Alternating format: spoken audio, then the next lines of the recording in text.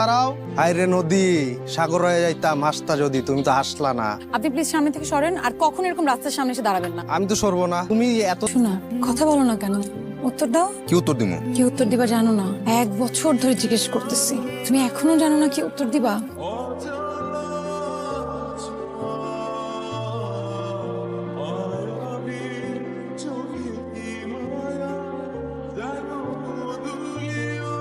নাও কি এটা?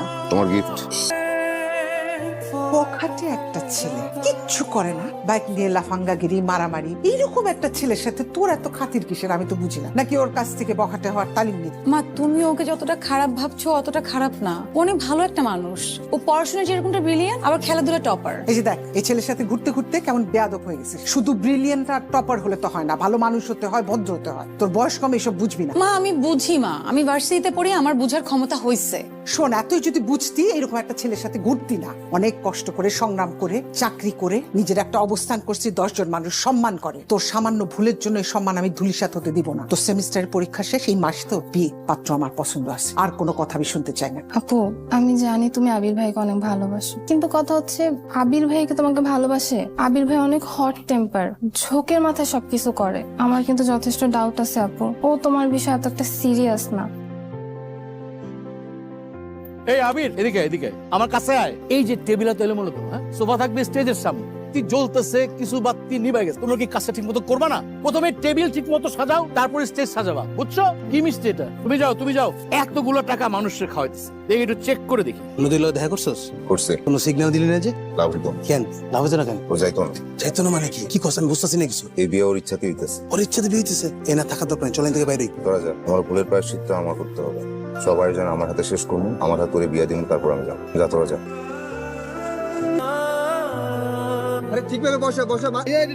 আবির, আবির, আবির, আমি ডাকতেছি, তুমি শুনতে পাও না? এখন কথা শুনো না, খেলতেছি। এসব ফালতু খেলা খেলতে হবে না, জরুরি কথা। বললাম তো খেলতেছি, যাও। তুমি খেলতে পারবো না, আমার কথা আছে, আসো। খুব বাড়াবাড়ি হইতেছে বললাম। আমার তোমার সাথে কথা আছে, প্লিজ আসো। হাত ছাড়ো। না, আমি হাত ছাড়বো না। হাত ছাড়ো। আমি হাত ছাড়বো না।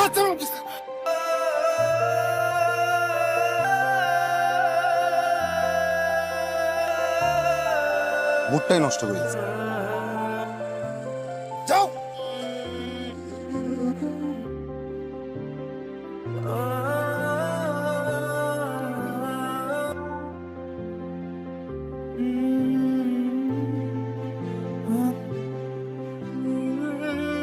মা, বরযাত্রী চলে আসছে।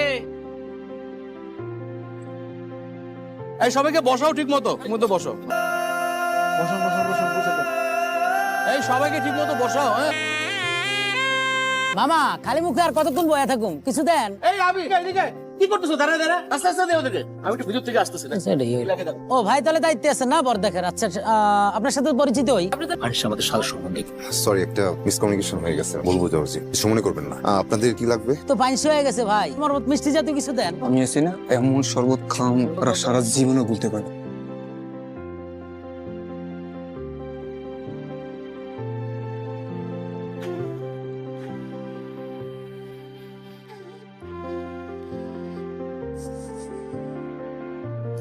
মা, বিয়ে কবে? 1 সপ্তাহের মধ্যে। কেন? আচ্ছা, যা করার দ্রুত করো। তোর সাথে ব্যাগ নিয়ে কোথায় গেছিলি? হ্যাঁ, ব্যাগ নিয়ে কোথায় যাচ্ছিলাম সেটা জেনে তুমি কি করবে মা? তুমি বিয়ের আয়োজন করো।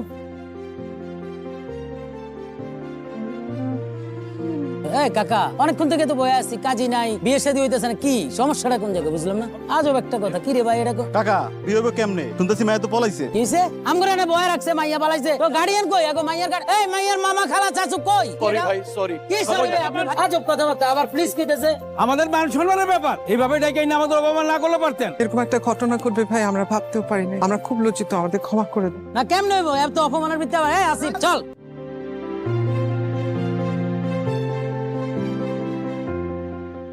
ওকে কোথায় নিয়ে যেতে চাইছিলা? নিয়ে যা, দ্রুত এখান থেকে পালা। জি, কিন্তু আপনি আমাদের পালাতে হেল্প করতেছেন। আর তো কোনো উপায় নাই, এটা রাখো।